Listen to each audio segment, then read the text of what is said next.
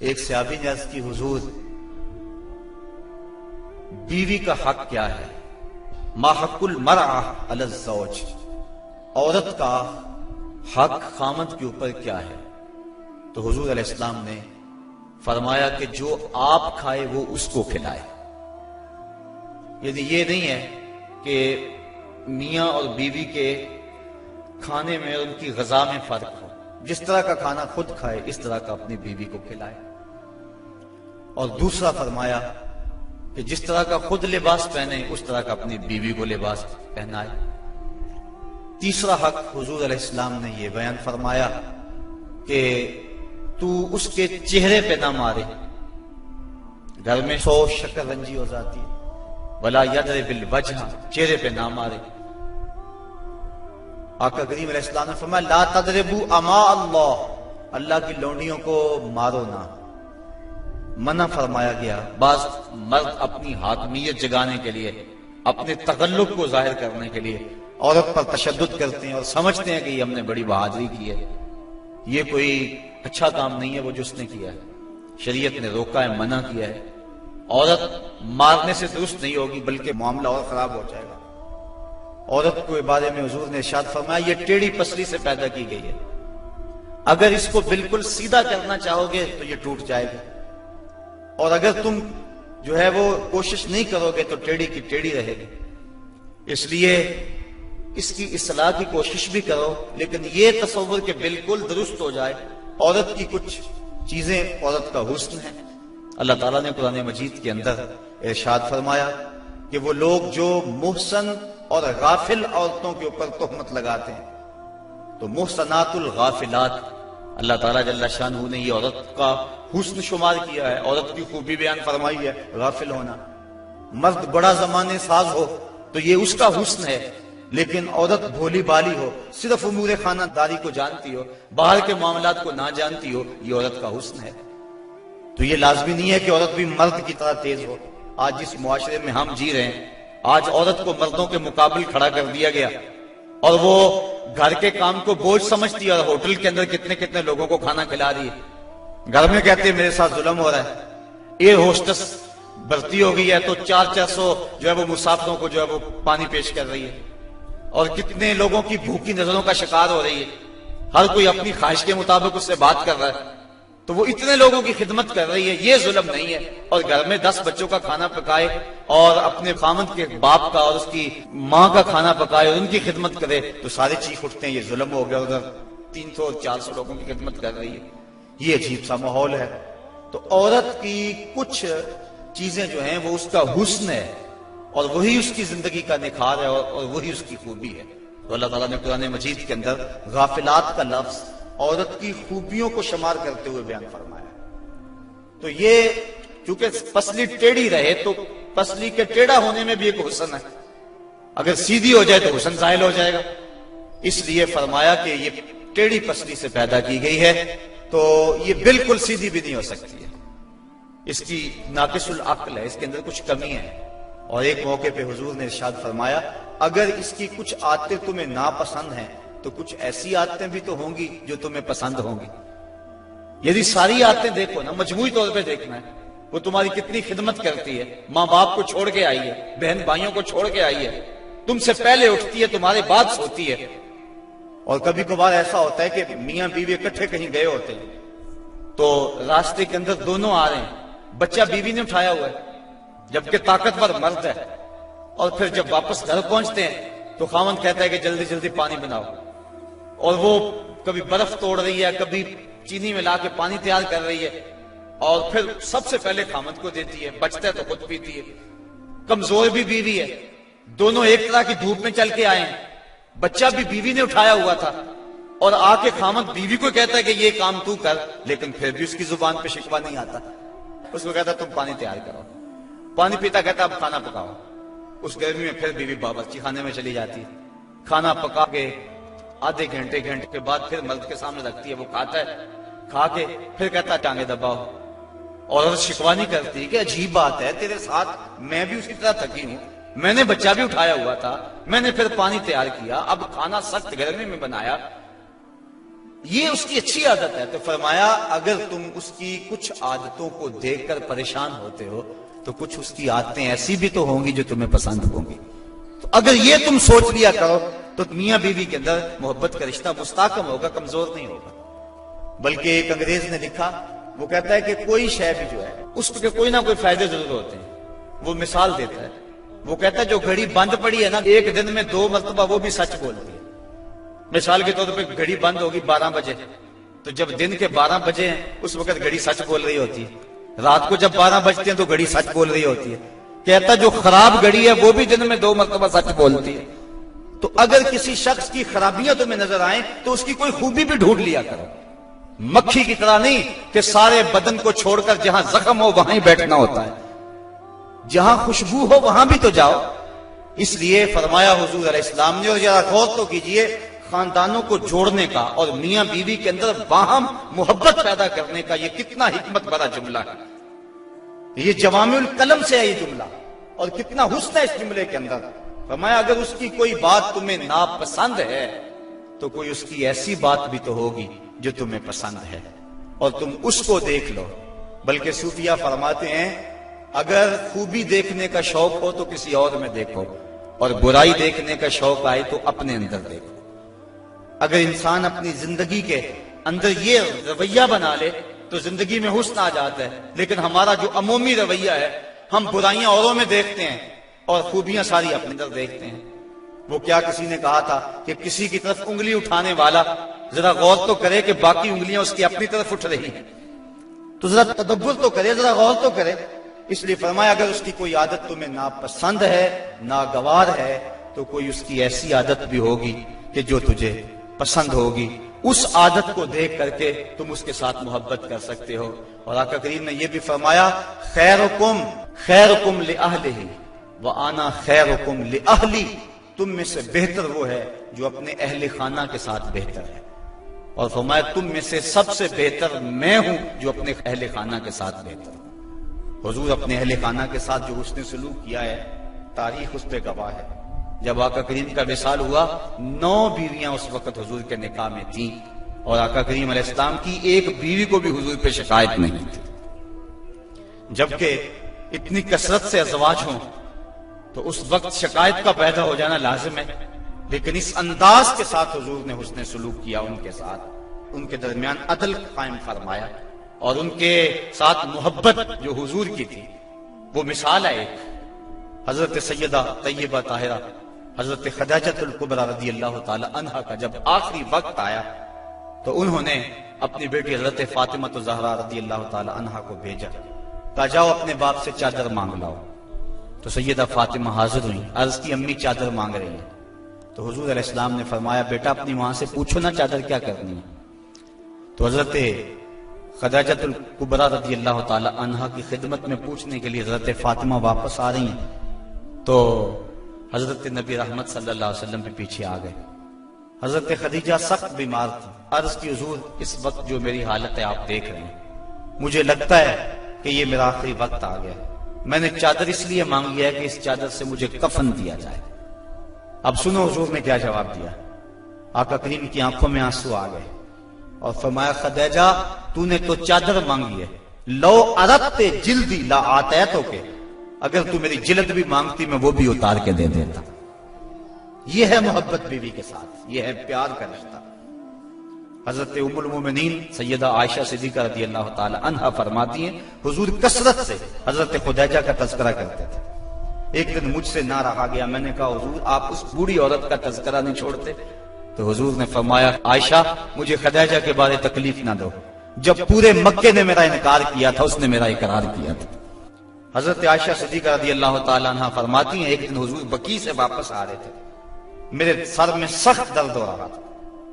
حضور تشریف لائے تو میں نے کہا واہ راسا ہو، ہائے میرا سر گیا. تو حضور علیہ السلام نے کہا وَآنَا یا عائشہ، عائشہ یہ تیرے سر میں درد نہیں، یہ تو میرے سر میں درد ہو رہا ہے. یہ بیوی کے ساتھ محبت کا انداز ہے جو حضور نے اختیار فرمایا. یہ کیسا پیار ہے، یہ کیسی الفت ہے، ذرا غور تو کریں. حضرت سودا رضی اللہ تعالی عنہا حضور ان کے ہاں تشریف فرما تھے. حضرت عائشہ صدیقہ رضی اللہ تعالی عنہا نے کچھ پکایا، میٹھی چیز تیار کی، جی میں آیا حضور کو دوں۔ آقا کریم حضرت سودا رضی اللہ تعالی عنہا کے ہاں تھے، انہوں نے وہ شے اٹھائی اور حضرت سودا کے حجرے میں چلی گئی، وہ چیز رکھی، کھانا شروع کیا، حضور بھی تناول کر رہے ہیں، حضرت عائشہ رضی اللہ تعالی عنہا بھی تناول کر رہی ہیں، لیکن حضرت سودا نہیں لے رہے۔ ان کے دل میں یہ بات آ گئی کہ میری باری تھی اور یہ کھانا تیار کر کے ادھر لے آئی ہیں، اس لیے وہ نہیں کھا رہی۔ تو حضرت عائشہ صدیقہ رضی اللہ تعالی عنہا نے اس حلوے یا اس کھیر سے انگلی کے ساتھ تھوڑی سی چیز لگائی، حضرت سودا کے رخسار پہ مل دی۔ اب حضرت سودا نے عرض کی حضور یہ دیکھو انہوں نے کیا کیا ہے۔ تو آقا کریم نے فرمایا نیکی کی جزا نیکی اور برائی کی جزا برائی، ایسا کرو کہ تم بھی بدلہ لے لو۔ تو حضرت سودا نے انگلی لگائی اور حضرت عائشہ صدیقہ رضی اللہ تعالیٰ عنہا کے چہرے پہ لگا دی۔ اب ان کے چہرے پہ بھی وہ حلوہ یا وہ کھیر وغیرہ لگی ہے، ان کے چہرے پہ بھی لگی ہوئی ہے۔ باہر دروازے سے دستک ہونے لگے، دروازے پر کسی نے دستک دے دی۔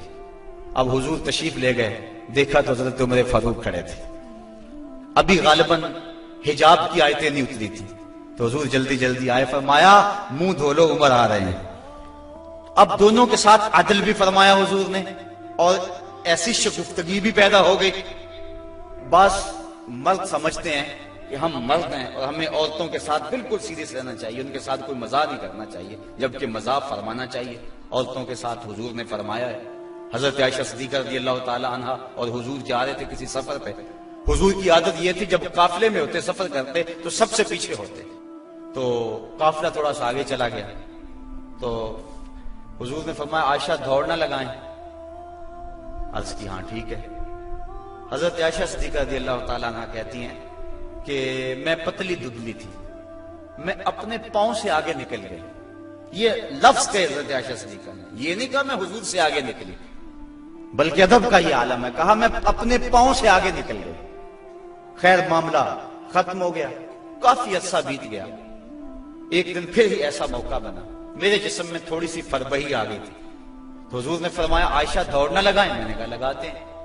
تو جب دوڑ لگائی تو میں پیچھے رہ گئی، حضور آگے چلے گئے، تو حضور نے پیچھے پلٹ کے دیکھا اور مسکرا کے فرمایا یہ اس دن والا بدلہ ہو گیا۔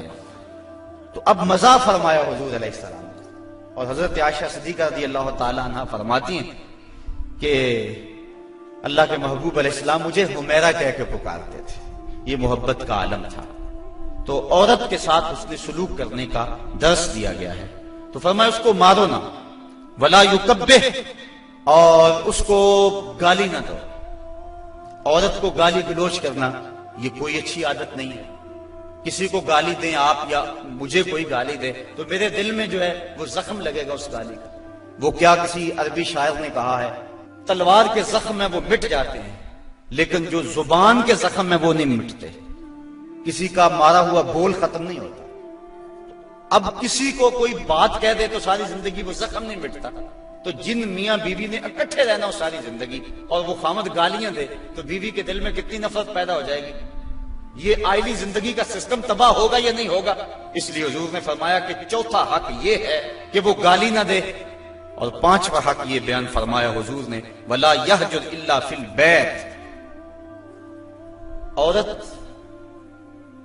کی کوئی عادت ناپسند ہے یا کوئی ایسا معاملہ ہو گیا تو حکم ہے پہلے اسے سمجھاؤ، اگر وہ سمجھتی نہیں ہے تو پھر حکم ہے کہ اس کا بستر الگ کر دو۔ اب علماء نے اس کے ساتھ بھی شرط لگائی ہے، بستر الگ کرنے کا یہ مفہوم نہیں ہے کہ اس سے بول چال چھوڑ دو، اگر بول چال چھوڑ دو گے بچوں پہ اثر پڑے گا۔ بستر کو الگ کرنا یہ تمہارے میاں بیوی کا معاملہ ہے، بچوں کو پتہ نہ چلے، بچوں کی تربیت خراب ہو جائے گی اگر تم اس سے جو ہے وہ ایسا الجھاؤ پیدا کر لو گے۔ اور پھر کہا کہ فی البیت، اس کو الگ گھر میں کرو، اس کو میکے نہ بھیجو، اگر میکے بھیجو گے تو اس کے والدین کو تکلیف ہوگی، تو تمہارے دو خاندانوں کے اندر فساد بپا ہوگا۔ کیسی حکمت بھرے جملے ہیں۔ فرمایا ایک تو اس کو جدا کرو، دوسرا گھر کے اندر کرو، کسی تیسرے کو کانوں کان خبر نہ ہو، اور عورت جو ہے وہ تمہاری جدائی برداشت نہیں کر سکے، کیونکہ عورت کی فطرت اور ضرورت ہے مرد، وہ مرد کو دیکھ کر تسکیف آتی ہے، اور مرد کا چہرہ اجڑ جائے تو گھر اس کو کھانے کو آتا ہے، گھر میں اسے سکون ہی ملے گا، ہر طرح کی دولت و آسودگی ہو لیکن خامد کا چہرہ سیدھا نہ ہو تو عورت کو سکون ہی نہیں ملے گا. اس لیے فرمایا کہ تم مجھ سے ناراض ہو جاؤ، بگڑ جاؤ، لیکن گھر کے اندر بستر سے الگ ہو جا، الگ سونا شروع کر دو، لیکن گھر کے اندر، تاکہ بچوں کے حالات پر بھی فرق نہ آئے اور تمہارے خاندانوں کے اندر بھی تفریق نہ پڑے. تو کہا یہ حق ہیں عورت کے مرد کے ذمے. اب ذرا ان پہ بار بار غور کریں. فرمایا جو خود کھاتے ہو انہیں کھلاؤ، جو خود پہنتے ہو انہیں پہناؤ، اور چہرے پر نہ مارو، اور فرمایا ان کے بستر الگ کر دو اور ان کو گالی نہ دو. یہ حضور علیہ السلام نے عورت کے حق بیان فرمائے. اور پھر حضور نبی رحمت صلی اللہ علیہ وآلہ وسلم نے یہ بھی ارشاد فرمایا اکمل المؤمنین ایمانا احسنهم خلقا وخیارکم خیارکم لأہلہ. فرمایا تم میں سے کامل ایمان اس شخص کا ہے جس کے اخلاق اچھے ہیں، خلق اچھا ہے، جس کا منہ میٹھا ہے، جس کی بولی ٹھیک ہے. وہ کیا کسی نے کہا تھا، لہجے میں اگر رس ہو تو دو بول بہت ہے. انسان کو رہتی ہے محبت کی زبان یاد، انسان کو محبت کی بولی یاد رہتی ہے. تو کہا کہ جس کا خلق اچھا، اور دوسرا فرمایا جو اپنے اہل خانہ کے ساتھ ٹھیک ہے. سارے زمانے سے ٹھیک ہے، گھر والوں سے ٹھیک نہیں ہے، تو پھر کیسے زندگی میں سکون آئے گا، طمانینت آئے گا، کیسے چین آئے گا؟ تو تم میں سے بہتر وہ ہے جو اپنے گھر والوں کے ساتھ بہتر ہے. اور ابھی روایت میں نے آپ کے سامنے رکھی جس میں حضور نے فرمایا کہ میں تم میں سے سب سے زیادہ اپنے گھر والوں کے ساتھ حسن سلوک کرنے والا ہوں اور اچھائی کرنے والا ہوں. تو یہ حکم دیا گیا کہ وہ اچھے انداز کے ساتھ اپنی بیوی کے ساتھ حسن سلوک کرے، اس کو جو ہے وہ مکروہ نہ جانے اور اس کو برا نہ کہے، اس کو گالی نہ دے. دوسری طرف عورت کو کہا الرجال قوامون علی النساء، مرد عورتوں پر قوام ہیں، حاکم ہیں، امیر ہیں. یہ اس لیے فرمایا گیا کہ اگر دونوں رائے دیں اور شریعت فیصلہ نہ دے کہ کس کی رائے مقدم ہوگی، رائے میں اختلاف بھی ہو سکتا ہے، تو پھر آئلی سسٹم پھر بھی تباہ ہوگا. عورت رائے دے، مرد اس کو قبول کرے، اس کی رائے کی پرواہ نہ کرے، یہ مرد کے لیے مناسب نہیں ہے. اس طرح عورت گھر کے اندر عضو معطل بن جائے گی. وہ سمجھے گی کہ میری تو اس گھر میں اہمیت ہی کوئی نہیں، میں جو بات کرتی ہوں مجھے کوئی پوچھتا ہی نہیں ہے. عورت بندہ اپنی مرضی بھی کرنی ہے، عورت کی رائے لے لے. جب کسی کی رائے لیتے ہو آپ کسی معاملے میں تو اس کی عزت افزائی ہوتی ہے. تو اس لیے عورت کے ساتھ مشاورت کریں، اس کی بات کو اہمیت دیں. اگر اس کی بات قابل قبول نہیں ہے تو اچھے انداز اس کو سمجھائیں. لیکن فرض کرو کہ رائے مختلف ہو گئی ہیں تو رائے کس کی کو ترجیح ہوگی؟ مرد کی رائے کو ترجیح ہوگی. جس طرح کہ میں نے حقوق والدین کو عنوان سے عرض کیا تھا کہ ماں کچھ اور کہتی ہے، باپ کچھ اور کہتا ہے. اب کس کی بات مانیں گے، ماں کی یا باپ کی؟ ماں کا درجہ بہت سارا ہے، لیکن ماں کہتی ہے یہ کرو، باپ کہتا ہے یہ کرو. تو علماء نے جزیہ بیان فرمایا کہ خدمت میں ماں مقدم ہے، تعمیل حکم میں باپ مقدم ہے. پہلے تو ماں باپ کو چاہیے اولاد کو کسی مشقت میں نہ ڈالیں، کسی مصیبت میں نہ ڈالیں. لیکن اگر ایسا کبھی ہو جائے تو خدمت میں ماں کو ترجیح دیں. جب باہر سے آئیں تو پہلے ماں کی ٹانگیں دبائیں، اس کے پاؤں دبائیں، پھر اس کے بعد باپ کے. خدمت میں ماں کو ترجیح دیں، لیکن جب حکم کی تعمیل کی بات آئے پھر باپ کو ترجیح دیں. چونکہ قوام باپ ہے، گھر کا حاکم اور امیر باپ ہے. اگر باپ کی بات نہیں مانی جائے گی تو پھر گھر میں فساد برپا ہو جائے گا. اسی طرح زوجین میں سے خامد کی بات کو ترجیح اگر دی جائے گی تو یہی معاشرے کا بھی حسن ہے اور خاندان کے اندر بھی اسی میں عزت ہے. اگر خامد کچھ اور کہتا ہے، بیوی کچھ اور کہتی ہے، بات بیوی کی مان لی جائے تو گھر میں تو مصیبت بن گئی. خامد کو کوسنے دیں گی اس کے بہنیں بھی، اس کے بھائی بھی، اس کی ماں بھی کہے گی، باپ بھی کہے یہ بیوی کے پیچھے لگ گیا. لیکن اگر بیوی خامد کے پیچھے لگ جائے تو یہ بیوی کے لیے حسن ہے. مرد کا بیوی کی اطاعت کرنا یہ مرد کے لیے حسن نہیں ہے، لیکن بیوی کا مرد کے پیچھے لگ جانا اور اس کی بات کو مان لینا یہ جو ہے وہ حسن ہے بیوی کے لیے، اور یہ اس کی اطاعت کے زمرے میں آتا ہے. تو مرد حاکم بنایا گیا ہے، لیکن حاکم کا یہ مطلب بھی مرد نہ سمجھے کہ وہ جب چاہے عورت کو مارنا شروع کر دے، اس کو غلام سمجھے اور اس کی اہمیت ہی نہ سمجھے، بلکہ عورت کو برابر مشاورت میں شریک رکھے. جس طرح مرد عورت پہ ناراض ہو جاتا ہے، عورت کو بھی حق ہے کہ وہ مرد پہ ناراض ہو جائے کسی معاملے میں.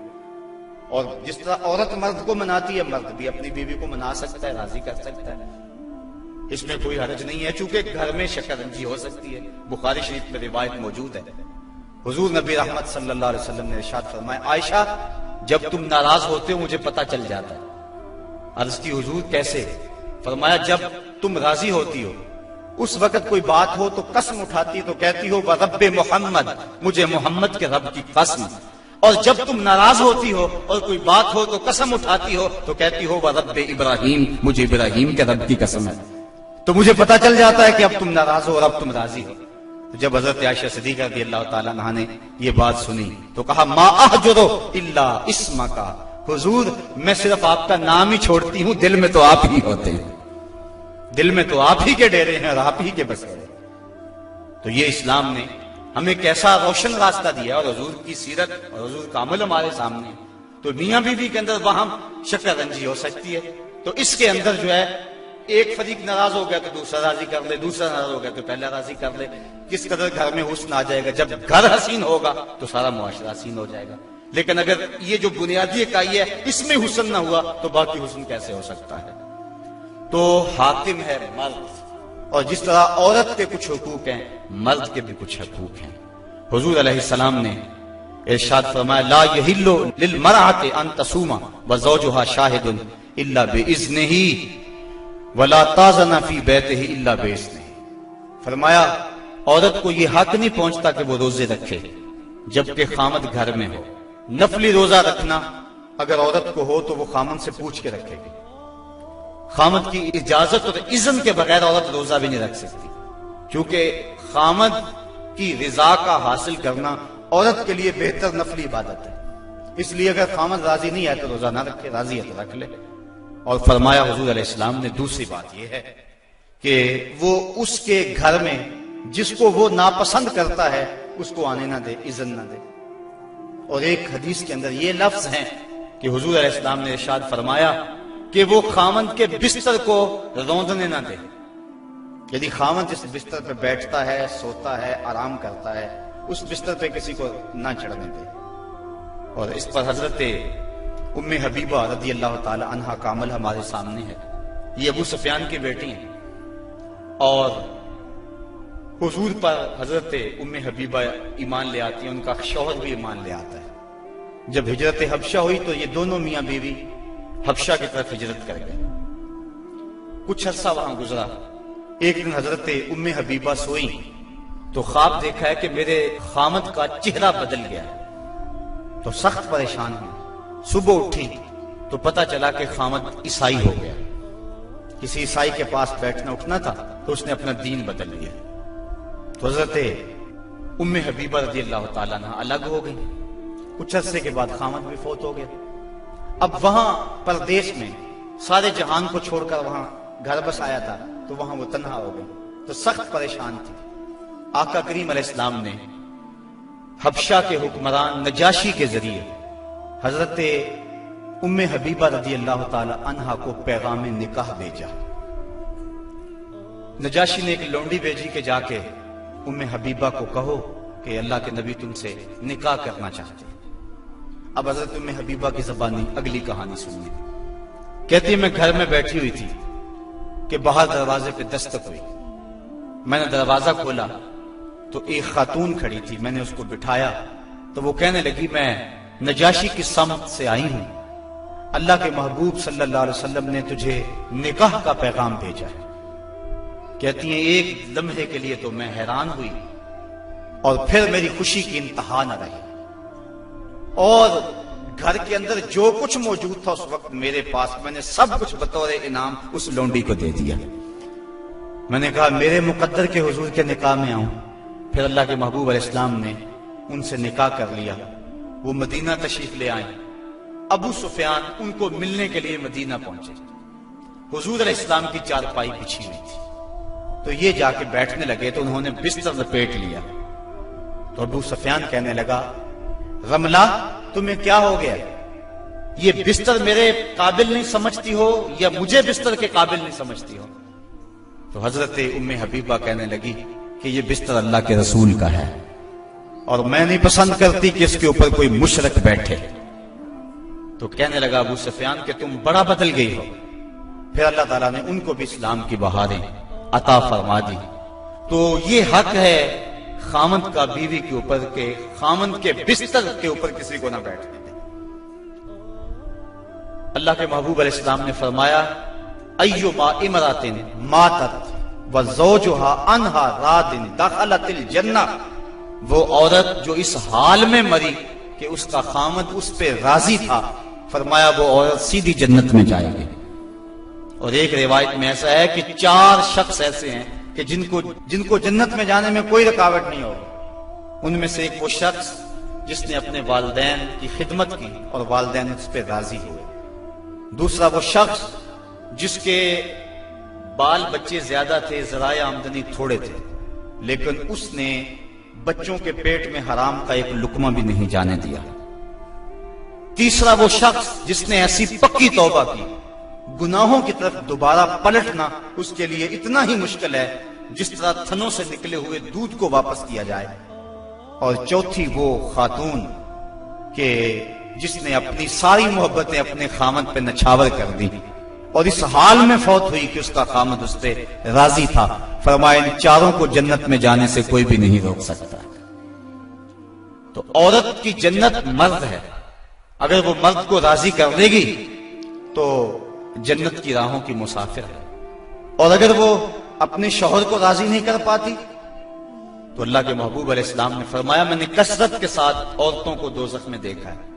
عرض کی حضور کس وجہ سے؟ فرمایا ایک تو کثرت سے لعنت کرنے والی ہوتی اور دوسرا خامد کی ناشکری کرنے والی ہوتی۔ یہ 2 بد خصلتیں عورت میں ایسی ہیں جو عورت کو جہنم کا ایندھن بنا دیتی ہے۔ ورنہ عورت جو اپنے خامد اور شوہر کے ساتھ وفا کرتی ہے، کسی بزرگ نے کہا کہ عورت نے 2 بول بولے کہ میں تیری ہوں، پھر زمانہ بدل گیا وہ نہ بدلی، اس نے وفا کی حد کر دی۔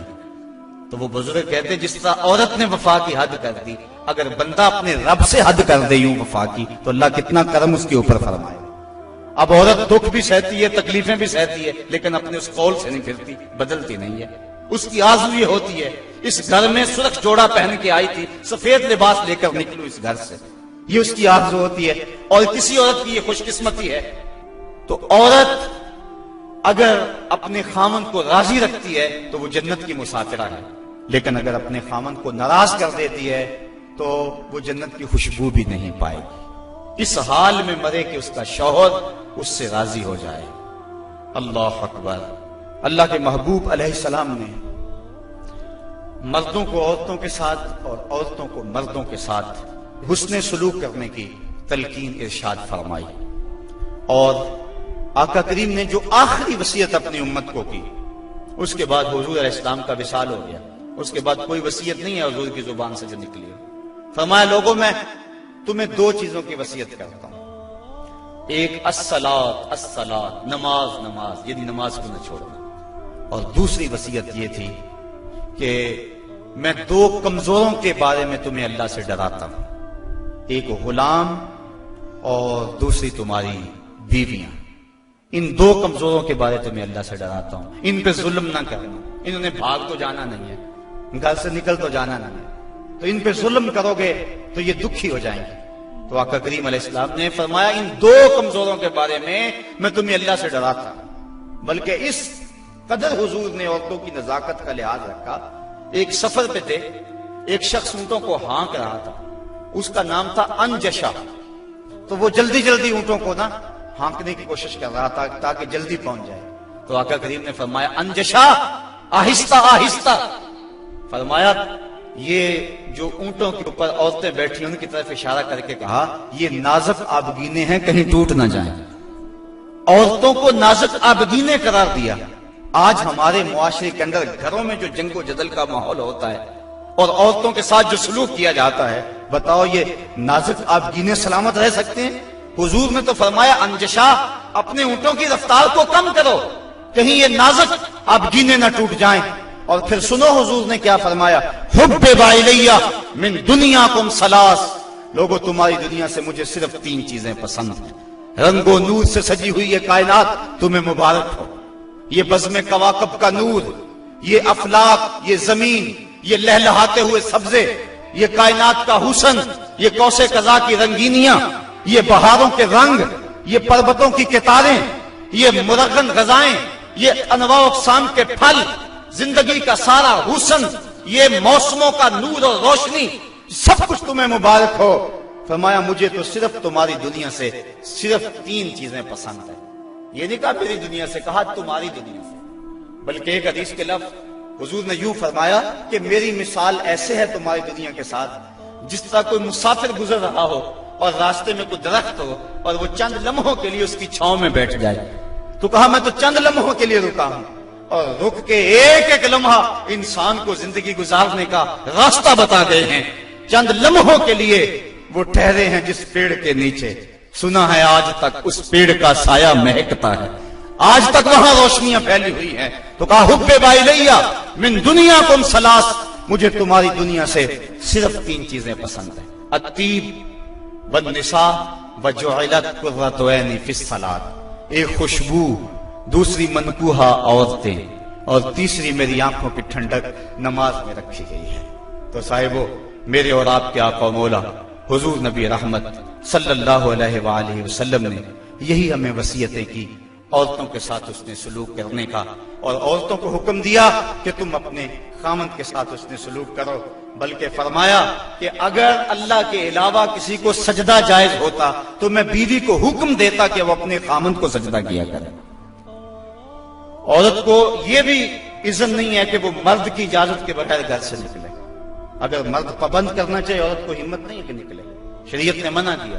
بلکہ حضور نے ارشاد فرمایا جب کوئی عورت مرد کی رضا اور اذن کے بغیر گھر سے باہر نکلتی ہے تو آسمانوں کے سارے فرشتے اس عورت پہ لعنتیں نازل کرتے ہیں، اور پھر جب وہ گزرتی ہے جن راہوں سے، انسانوں اور جنوں کے علاوہ باقی ہر درخت، ہر پتھر، ہر شے جو راستے میں آتی ہے اس عورت پہ لعنت بھیجتا ہے۔ تو عورت کو مرد کے اذن کے بغیر گھر سے نکلنے سے روکا گیا۔ اس کو کہا کہ تو گھر میں ٹھہری رہنا، تیری یہ وفا کا تقاضا ہے۔